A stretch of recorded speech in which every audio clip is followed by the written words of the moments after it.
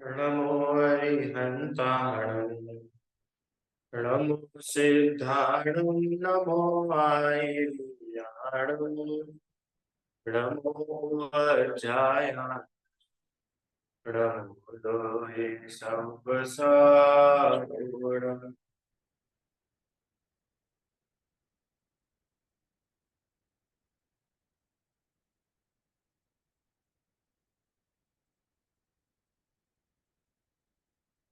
केवल रवि किरणों से जिसका संपूर्ण प्रकाशित है अंतर, उस श्री जिनवाणी में होता तत्वों सत्तम दर्शन।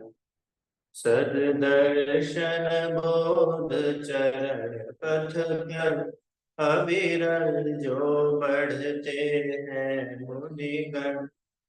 देव पर आगम गुरु को शत शत वंदन, शत शत वंदन। श्री देवशास्त्र गुरु पूजन का अर्थ हम सभी लोग यहाँ पर समझ रहे हैं। कल हमने इसका जो चौथा छंद था, अष्टक का, पुष्प का, उसका अर्थ समझा था, है ना, कि किस प्रकार से मायाचारी हमारे अंतरंग में बहुत ज्यादा भरी हुई है और ऐसी मायाचारी से हम मुक्त हो गए। अपने आर्जव स्वभाव को हम प्रकट करें और स्थिरता पाकर के अपने अंतरंग का समस्त विकार को हम धो डालें, ऐसी भावना हमने यहाँ पर पुष्प के छंद में पाई थी। आइए अब पांचवा जो है नैवेद्य, इसका छंद हम प्रारंभ करते हैं। अब तक अगणित जड़ द्रव्यों से प्रभु भूखन मेरी शांत हुई। तृष्णा की खाई खूब भरी, पर रेत रही वह रेत रही। युग युग से इच्छा सागर ने देखा आया हूँ। चरणों में व्यंजन अर्पित कर अनुपम रस पीने आया। वाह, क्या बताया? नैवेद्य, नैवेद्य मतलब, नैवेद्य में क्या बोलते हैं छंद में? सुधा रोग विनाशनाय। याद आ रहा है छंद? छंद में अपन जब अर्घ चढ़ाते हैं, जैसे पुष्प में बोलते हैं काम बाढ़ विध्वंसनाय, संसार ताप विनाशनाय, या फिर जन्म जरा मृत्यु विनाशनाय, सौरभ भैया। तो यहाँ पर बोल रहे हैं सुधा रोग विनाशनाय। नैवेद्य को सुधा से, भूख से जोड़ा जाता है। तो सबसे पहले तो ये समझते हैं, क्या भूख लगना कोई बीमारी है क्या? क्या बोला? भूख लगना कोई बीमारी है क्या? उल्टा भूख नहीं लगना बीमारी होती है। क्यों? डॉक्टर के पास जाते कि नहीं जाते कि डॉक्टर साहब भूख ही नहीं लग रही है, खुल के भूख नहीं लग रही है, लगता है हम बीमार हो गए हैं। क्यों? जब ये होता है, क्या होता है, टाइफाइड, है ना? तो टाइफाइड जब ठीक होता है तो ठीक होने की क्या निशानी होती है सौरभ भाई? भूख लगने लग जाती है, खुल के भूख लगती है। तो भूख लगना अच्छी बात है कि बुरी बात है? तो भूख लगना तो अच्छी बात है भैया। भूख लगती है तभी तो पता चलता है कि भैया मरीज स्वस्थ है कि नहीं है। हैं? अगर यही पता नहीं चलेगा तो फिर इलाज कैसे होगा? कि भूख लगना वो बीमारी की बात, वो अलग बात है। पर आप सच्ची में ये सोच करके देखो, अपने आप से पूछ करके देखो कि भूख लगना आपको कैसा लगता है? ये मेरा प्रश्न है। जो भूख लगती है तब आपको कैसा लगता है? अच्छा लगता है? सच्ची सच्ची बताना भैया, जिस समय हमें भूख लगती है उस समय हमको कैसा लगता है रीता आंटी? अच्छा लगता है कि बुरा लगता है?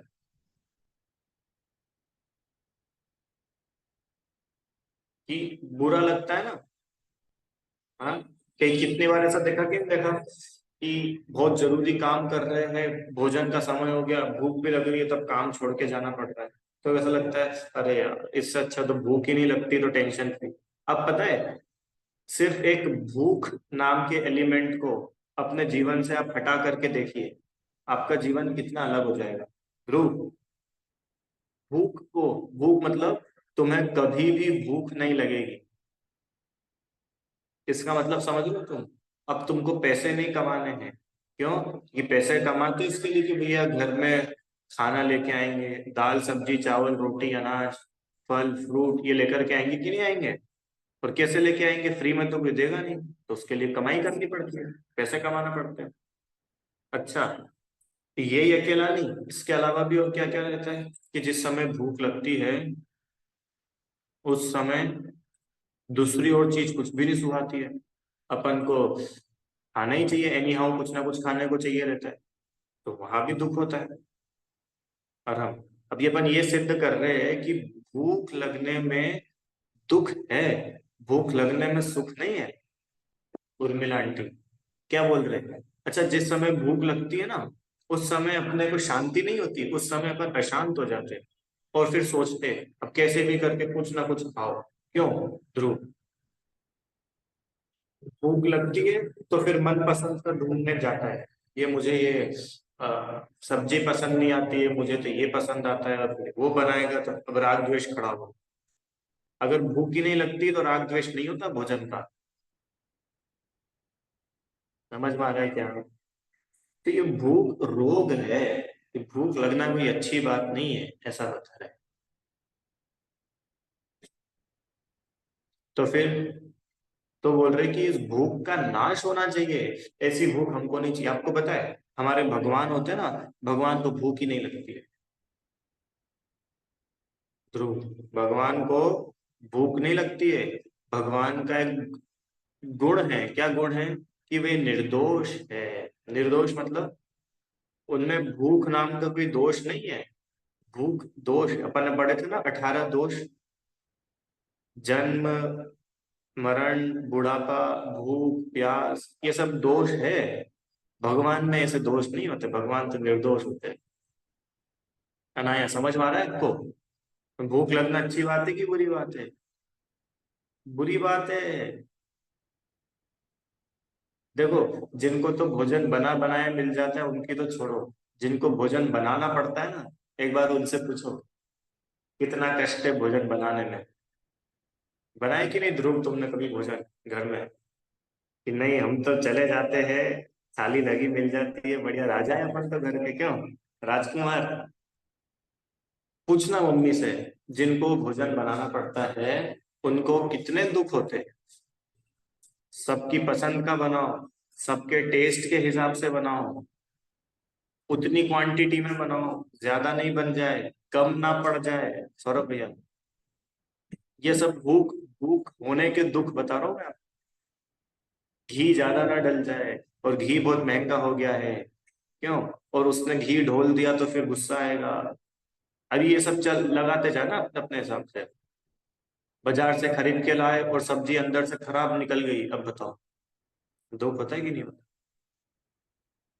ये काहे के दुख है ध्रुव? ये भूख लगने के दुख है। अच्छा, फिर हमने भोजन बना दिया, अब जिसने भोजन करा उसको भोजन ही पसंद नहीं आया, उसने भोजन झूठा छोड़ दिया, उसने भोजन की बुराई कर दी। तारीफ तो करी नहीं, बुराई कर दी। अब कैसा लग रहा है?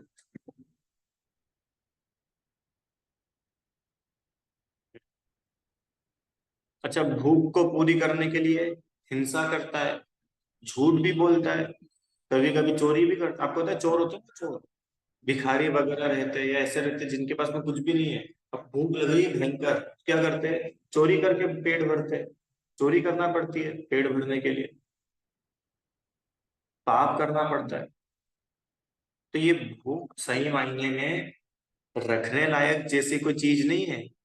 भूख लगना, प्यास लगना, ये तो हमारी कमजोरी है रीता आंटी।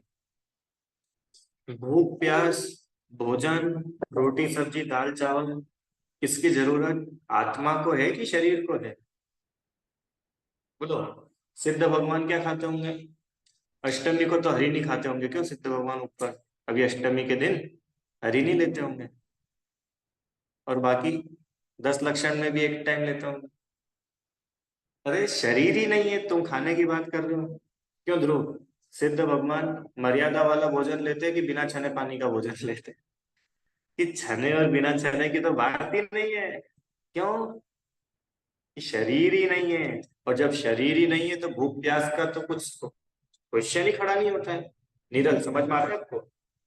भूख प्यास क्यों लगती है? कि शरीर रहता है ना, इसलिए भूख लगती है। अब सोचो, अगर ये शरीर ही ना हो तो क्या भूख लगेगी? भूख लगेगी? किसको खिलाओगे? आत्मा तो खाता ही नहीं, खाता तो शरीर है। समझ में आ रहा है ना? इसलिए इस भूख का नाश होवे, क्षुधा रोग विनाशनाय, इस भावना से नैवेद्य चढ़ाते हैं। अब गजब की बात यह है कि जब नैवेद्य चढ़ाते हैं ना, तो नैवेद्य में क्या चढ़ाते हैं? नैवेद्य में क्या चढ़ाते थे? चिटक चढ़ाते, सफेद चिटक, वो प्रतीक है। इसमें लिखा है ना, व्यंजन। पूजा की लाइनों में आता है, सरस सुवासित व्यंजन। व्यंजन मतलब भोजन की सामग्री, स्वादिष्ट स्वादिष्ट भोजन, वो भगवान को आकर के चढ़ाते हैं। सिद्ध परमेष्टि की पूजा पढ़ी ना आपने? इस जल ने प्यास बुझाई ना, इसको लौटाने आया हूँ। उसमें आता है कौन? दूसरी पूजा में, मैं समझ रहा था अब तक प्रभु भोजन से जीवन चलता है। बोलो, और हम भाई भोजन से जीवन चल रहा है ना अपना, तो भोजन ना मिले तो अपन मर जाएंगे। कि बिल्कुल झूठी बात है। ये जीवन आयु कर्म से चलता है, भोजन भोजन से नहीं चलता। समझ में आया? अगर भोजन से जीवन चलता होता तो नरक में तो कुछ खाने को ही नहीं मिलता, एक बूंद पानी की नहीं मिलती है। और नारकी हजारों लाखों साल तक जीता है, मालूम है ध्रुव? नारकी हजारों हजारों सालों तक जीते ना। कैसे जीते? वहां तो भोजन ही नहीं है। अच्छा, और अगर भोजन से ही जीवन चलता होता तो अभी खाना खाया, तो खाना खाने के बाद कोई व्यक्ति कैसे मर गया? और कितनी बार तो ऐसा हो जाता है कि ज्यादा खाने से मर जाते हैं। पता है आपको? ज्यादा खाने से मर जाते हैं। एक कहाँ का आया था, मतलब जगह भूल गया मैं। बच्चे रहते ना, बच्चे ये तुम्हारी एज के, तो इन बच्चों ने शर्त लगा ली एक बार। क्या शर्त लगा ली? देखते हैं कौन कितने गोलगप्पे खाता है, कौन कितनी पकौड़ी खाता है। शुरू शुरू शुरू शुरू, और भाई साहब ने इतनी खा ली कि मर गए। खा खा के मर गए। सच्ची बता रहा हूँ मैं, झूठ झूठ नहीं बता रहा। हुआ है ऐसा। ज्यादा खाने से तो उल्टा मर जाता है व्यक्ति। चलो, अपन तो छंद पे आते हैं। तो कुल मिला के ये बात है कि भोजन दुख का बीज बोता है, भोजन से सुख नहीं होता। अगर भोजन से सुख हो जाता तो सिद्ध भगवान के पास में भोजन नहीं है, और वो हमसे अनंत गुने ज्यादा सुखी है। इससे, इस एक ही लॉजिक से समझ में आ जाना चाहिए ध्रुव, कि भोजन तो सुख का कारण नहीं। कि भैया भोजन से भूख तो मिट जाती होगी ना, चलो सुख नहीं होता हो, सौरभ भैया, माना सुख नहीं होता, पर भोजन से भूख तो मिट जाती है कि नहीं हो जाती है? मिट जाती है। अभी शाम को अपन को भूख लग गई थी सब लोगों को, तो अपन सब लोगों ने भोजन कर लिया कि नहीं कर लिया? तब अपनी भूख मिट गई। अब अच्छा लग रहा है, थोड़ा फ्रेश लग रहा है। नहीं तो ऐसे ऐसे ऐसे ऐसे हो जाते, उपवास के दिन कैसे हो जाते सब। तो भाई भोजन खाने से कुछ भूख भूख तो मिटती है कि नहीं? तो सुनो क्या लिखा है। अरे, तुम भोजन की बात करते हो रीता आंटी, अब तक दाल बाटी नहीं, लड्डू चूरमा नहीं, सब्जी रोटी नहीं, इडली डोसा नहीं, अगणित, अगणित मतलब जिसको तुम गिन भी नहीं सकते ना ध्रुव, इतना तुम खा चुके हो आज तक। फिर भी अपनी भूख शांत नहीं है। तुम ही नहीं, अपन सब।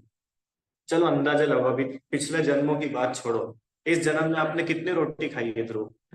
अंदाजा है? एक दिन की अपन 3 मानो, चलो ठीक है, एक दिन की 3 मान लो। अपन तो ज्यादा भी नहीं मानते, 3 मानो। एक दिन की 3, रीता आंटी। तो एक महीने की कितनी हो गई? 90, 90 रोटी होगी ना एक महीने की। 90। और एक साल की कितनी रोटी हो गई थी? 12 × 9 108, 10,800। 10,800 की 1,080 कितना होगा भैया? मेरा गणित अच्छा नहीं है। 1,080। अरे एक महीने की 90 रोटी है ना, तो 12 महीने की कितनी होगी? 90 × 12, 1080। ठीक है आराम। 1080 मतलब 1,080 रोटी तो हुई एक साल की। अपन 1,000 मान लो, एक साल में 1,000 रोटी खाई है अपन लोग। और अभी कितने साल के हो गए यार हम अपन? कितनी एज है अपनी? 12 ईयर्स, 13 कितनी है? 13, 11, हाँ 13 मान लो, जो भी जिसकी जितनी उम्र है। 13,000 रोटियां खा चुके हैं अपन। बताओ 13,000 रोटी देखी कभी कितनी होती है? रीता आंटी, आपने तो कितनी खा ली होगी? 55,000, 60,000 रोटियां। क्यों? सब अपनी अपनी लगा के देख। ये तो सिर्फ रोटी बताई है मैंने, अभी सब्जी नहीं जोड़ी है इसमें। और वो दूध तो जोड़ा ही नहीं है जो अपन सुबह शाम एक एक गिलास पी रहे हैं। अभी सिर्फ रोटी जोड़ी है मैंने।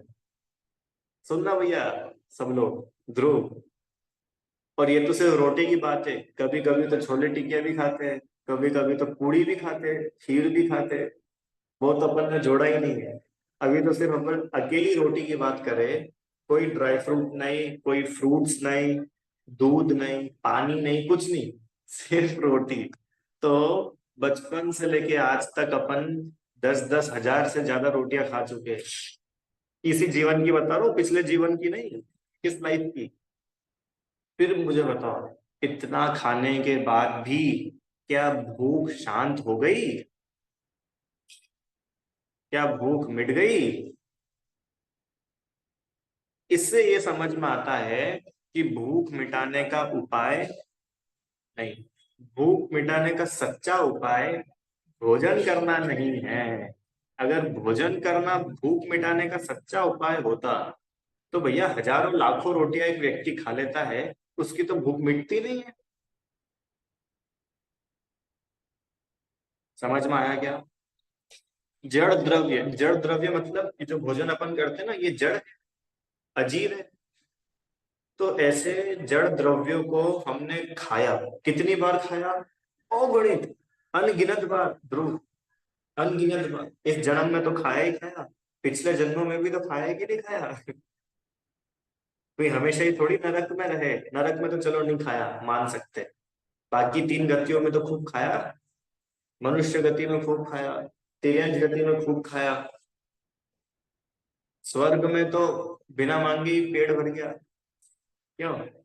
अब बोलो, इतना होने के बाद भी भूख न मेरी शांत हुई, मेरी भूख शांत ही नहीं हुई। बताओ अगली लाइन, तृष्णा की खाई खूब भरी, पर रिक्त रही वह रिक्त। खाई देखी तुमने ध्रुव? आराम खाई देखी? खाई, एक तरफ खाई, एक तरफ कुआं। अभी कुएं की बात नहीं कर रहे अपन, खाई की बात कर रहे, खाई। रीता आंटी, खाई कितनी बड़ी होती है? 10 फीट की। क्यों? खाई कितनी गहरी होती है? 100 फीट, 200 फीट है? हजार हजार फीट से भी ज्यादा गहरी होती है खाई। इतनी गहरी होती है, देखी होगी ना। अरे पहाड़ों पर अपन ऊपर ऐसे जाते हैं तो एक तरफ खाई रहती है, इतनी गहरी खाई। अब उस, वो बोल रहे हैं कि खाई मतलब गड्ढा, कुल मिला के गड्ढा। किसका गड्ढा है ये? तृष्णा। तृष्णा मतलब इच्छा। ये इच्छाओं का गड्ढा हमने खूब भरा। हाँ, कभी डोसे की इच्छा हुई तो डोसा खिला के इस गड्ढे को भर लिया। कभी इडली सांभर की इच्छा हुई तो इडली सांभर डाल के इस गड्ढे को भर दिया। कभी दाल बाटी डाल के इस गड्ढे को भर लिया। कभी भक्ष, कभी अभक्ष। अरे जो दिखा, दिन में दिखा तो दिन में, रात में दिखा तो रात में, छोड़ा ही नहीं। जब जैसा मन पड़ा वैसा इस गड्ढे को भर दिया। भरा कि नहीं भरा सब लोगों ने? भरा कि नहीं भरा? तो फिर गड्ढा भर गया होगा ना? क्यों? ये गड्ढे को सब लोगों ने मिल करके इतना भरा। गड्ढा मतलब ये पेट, इच्छा, इच्छाओं को हमने खूब पूरा किया। करो, अपन अपनी इच्छा का खाना खाते कि नहीं घर में? रोज मम्मी अपने से पूछ के बनाती है ना, भैया क्या खाओगे, क्या खाओगे? तो रोज अपन अपनी इच्छा का खाना खाते हैं। कभी रोटी सब्जी खाते हैं, कभी अच्छे पकवान भी खाते हैं। तो वो पूछ रहे हैं कि उस गड्ढे का हुआ क्या, कितना भरा आज तक, ये तो बताओ। 5%, 10%? कि भाई खाली ही रहा, रिक्त मतलब खाली, ब्लैंक। हिंदी में बोलते हैं ना, फिल इन द ब्लैंक्स, रिक्त स्थान भरो। रिक्त मतलब खाली। समझ पाया ध्रुव, अरब? अपन लोगों ने अपनी इच्छा अनुसार खूब खाया, खूब खूब, कम भी नहीं, खूब खाया। फिर भी क्या वो इच्छाएं कभी भी पूरी हुई? अरे वो इच्छाओं का गड्ढा खाली का खाली रह गया। समझ में आया? लोभ कषाय की बात चल रही है, पांचवा छंद है ना, मिथ्यात्व, क्रोध, मान, माया, लोभ, पांचवा। तो बोल रहे कि तुम कितना लोभ करो, कितना लालच करो, ये भी खा लूं, ये भी खा लूं, ऐसा भी ले लूं, ऐसा भी ले लूं। और अकेला भोजन की बात नहीं है। सुनो, भोजन नैवेद्य से तो अपन ने भोजन को जोड़ा, ऐसे ही कपड़े, ऐसे ही मूवी, पिक्चर, पांचों इंद्री के विषय लगा ना इसमें, ध्रुव। गाने, गाने सुने तुमने, गाने कभी सुने ही होंगे। तो कभी ऐसा हुआ कि बस अब मेरा मन भर गया है, अब आज के बाद जीवन में कभी भी गाने नहीं सुनूंगा? नहीं। जब इच्छा होती है वो गाना लगा दो, सुनो बढ़िया, फिर नया गाना, फिर नया गाना। क्यों आना यार? मोबाइल में गेम खेला है कभी? खेला है, ठीक है।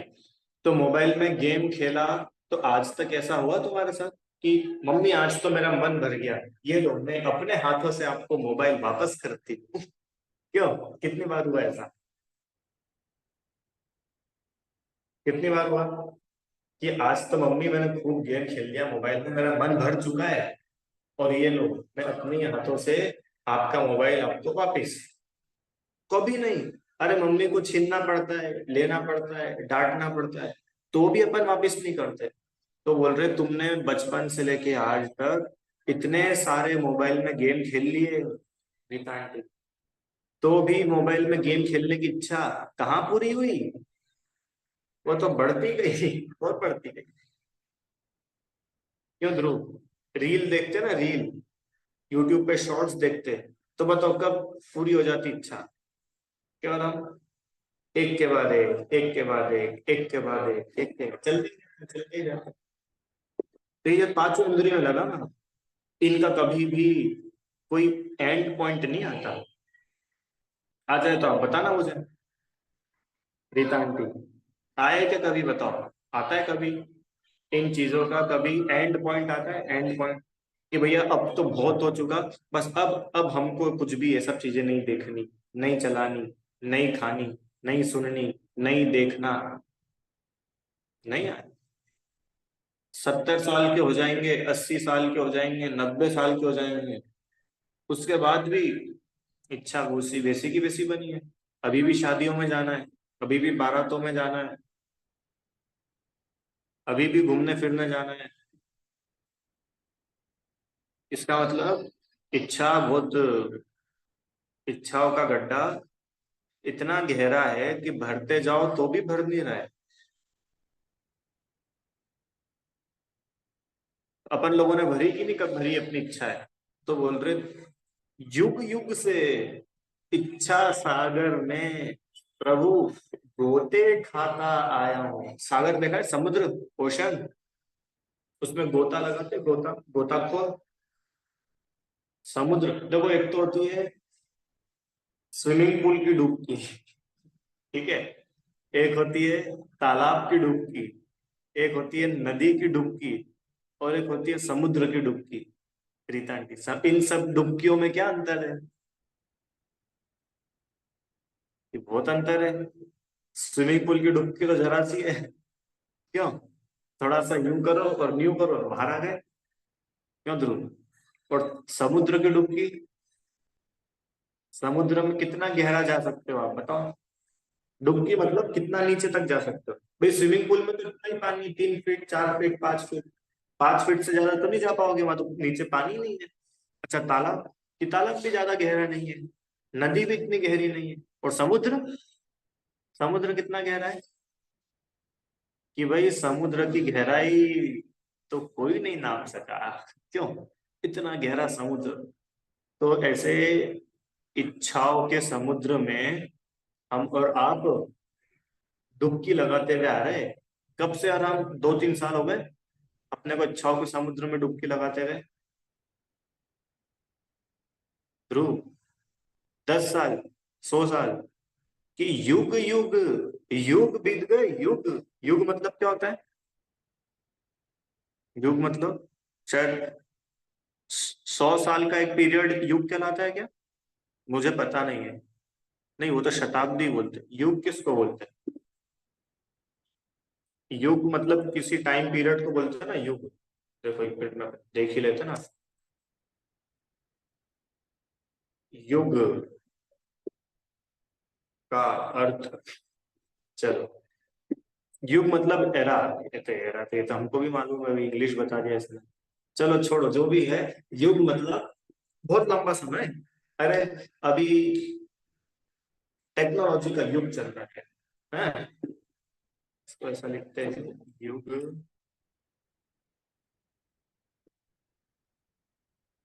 चलो,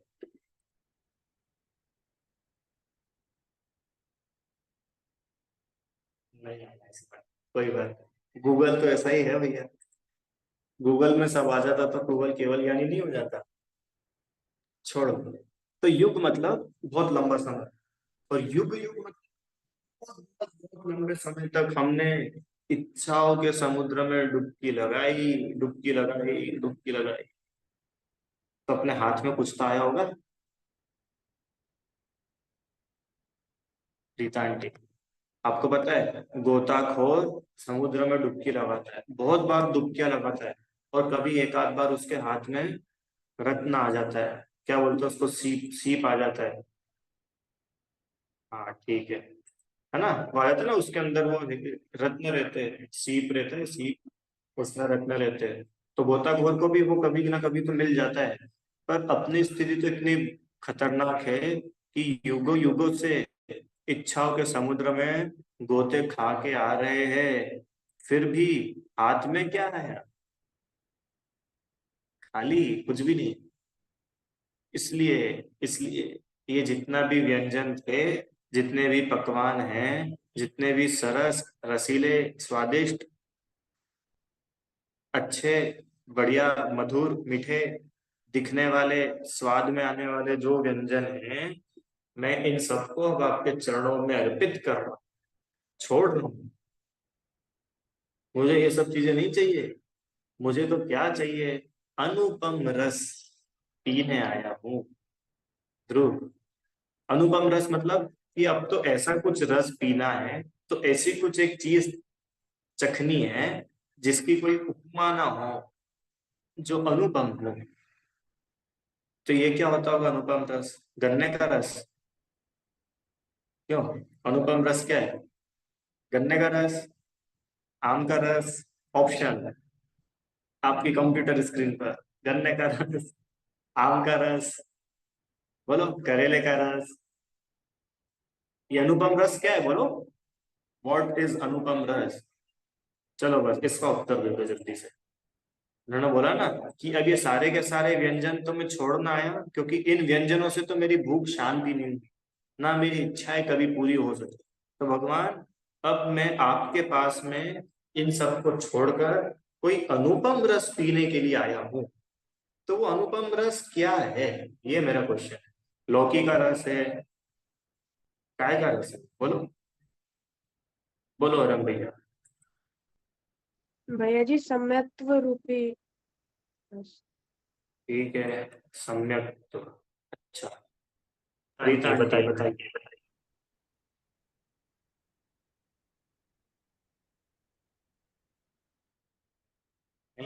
एक मिनट। अपनी आत्मा का रस, चैतन्य रस। ठीक है, आत्मा का रस। सब अपना अपना आंसर याद रखना। हाँ, बोलो बहन। भगवान से जो मांगना, जिसको पीने से भूख मिट जाए। बढ़िया, जिसको पीने से भूख मिट जाए।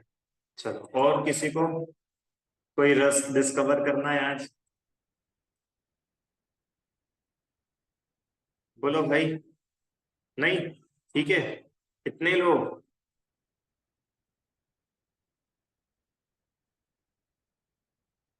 सुनो, ये जो रस की बात चल रही है ना, रस, तो इन्होंने बोला कि ऐसा कोई रस जिसको पीने से भूख मिट जाए, तो ऐसा तो कोई रस है ही नहीं। क्यों? क्योंकि भैया अनादिकाल से कुछ ना कुछ खाते पीते आ ही रहे हैं और भूख मिट ही नहीं रही है, उल्टी वो तो बढ़ती जा रही है। हाँ, ऐसा जरूर हो सकता है कि ऐसी कुछ चीज हमको मिल जाए कि उसके बाद भूख ही ना लगे, तो भैया वो बात अच्छी है। ठीक है, तो भूख ही ना लगे तो उसके लिए क्या है कि फिर उसके लिए हमने अपने को एक रस दिया, ये लीजिए सम्यक दर्शन। ये एक ऐसा रस है, इसको पीते से ही आपको भूख ही नहीं लगे। क्यों? ये नहीं, ऐसा तो नहीं है, भूख तो सम्यक दृष्टियों को भी लगती है, शरीर तो है ना। तो फिर वो ऐसा है कि भगवान बनना ही एक उपाय है, और भगवान बनना है तो सम्यक दर्शन उसकी पहली सीढ़ी है। तो ठीक है भैया, आपका रस भी अपन एक्सेप्ट करते हैं। फिर रीता आंटी ने बोला कि अपनी आत्मा का रस, अपनी चैतन्य आत्मा का रस। तो मुझे बताओ, आत्मा का कैसा रस होता है? कैसा स्वाद होता है आत्मा के रस का? आत्मा में रस होता है कि नहीं होता? अभी अपने बोला ना आत्मा का रस, बताइए। है? मतलब अपने आत्मा में लीन हो जाना। अच्छा, ठीक है कि भैया अगर आत्मा में रस होता ना, तो उनको ऐसा नहीं लिखना पड़ता। कैसा? मैं अरस अरूपी अस्पर्शी। आत्मा में रस नहीं होता, रस तो पुद्गल में होता है। अरे ये पुद्गल है, इसकी क्या क्वालिटी है? इसमें स्पर्श, रस, गंध, वर्ण होता है। और आत्मा तो, अरे आत्मा में रस नहीं होता, रस तो पुद्गल में होता है। तो फिर कि आत्मा में लीन होना ही, जैसे बोलते हैं ना, आत्मा में बहुत रस आ रहा है, रस आ रहा है मतलब उसमें बहुत आनंद आ रहा है। अमृत के झरने झरते हैं, इसमें आएगा आगे जयमाला में, झरने झरते हैं। क्या झरने? हमने हमारी आत्मा में तो झरने ही नहीं झरे आज तक, कि वो वैसे वाले झरने नहीं, कहने की बात है। ऐसे ही आत्मा में रस आ रहा है मतलब आत्मा में आनंद आ रहा है। अपनी आत्मा में ही आनंदित रहना, अपनी आत्मा में ही लीन रहना, अपनी आत्मा का ही श्रद्धा, अपनी आत्मा का ही ज्ञान, अपनी आत्मा में ही लीनता, ये है अनुपम रस। और यही वो एकमात्र इलाज है ध्रुव, जिसमें आकुलता नहीं है। बाकी तुम जितने भोजन कर लो, उसमें तो तुमको आकुलता रहेगी, रहेगी कि नहीं रहेगी? अच्छा, दूसरी बात क्या है कि ये जितना बाहर का भोजन अपन करते हैं सौरभ भैया, ये अपन इस पे डिपेंडेंट है। कोई या तो इसको बनाए, कोई इसको पैदा करे, कोई फसल लगाए, तो अपने को मिलेगा। बारिश ही नहीं हुई इस साल, तो हो सकता है नहीं मिलेगा, अब क्या करेंगे? तो ये सारा का सारा जो बाहर से अपने को सामग्री मिल रही है, ये तो भाई नष्ट हो जाती है, किसी और पे डिपेंडेंट है। पर आत्मा से जो प्रकट होने वाला आनंद है, आत्मा से प्रकट होने वाला जो सुख है, उसमें आकुलता नहीं है, उसमें बाधा नहीं है, उसमें किसी और पे डिपेंडेंसी नहीं है। अरे, समझ में आ रहा है ना अपने को? तो ऐसे आत्म स्वभाव की हमें प्राप्ति होवे, ऐसे रत्नत्रय की हमें प्राप्ति होवे, ये अनुपम रस मैं पीने आया हूँ। मैं सम्यक दर्शन ज्ञान चारित्र प्राप्त करने आया, मोक्ष प्राप्त करने आया हूँ। नहीं तो पता चले तुम बोलो कि मंदिर में भी रस बंटने लग गया आजकल, हम हमारे घर से भी लेके जाएंगे गिलास। क्यों? मंदिर में रस बट रहा है, कि कौन सा रस बट रहा है? ये रस बट रहा है रत्नत्रय। समझ में आ रहा है क्या आप लोगों को? ये नैवेद्य और भी आप लोगों ने पढ़े ही होंगे, मैंने नैवेद्य के बहुत सारे छंद होते हैं ना, और भी दूसरी पूजा वगैरह में आप लोगों ने देखे कि नहीं देखे नैवेद्य के छंद? चलो अभी एक आध अपन और पढ़ते हैं ना, दूसरी पूजन में से भी देख लेते हैं, अच्छे छंद है। हाँ,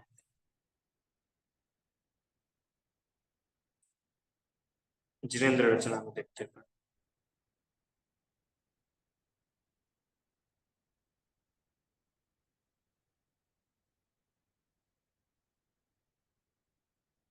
कौन सी पूजा? देखो, पार्षद भगवान की पूजा।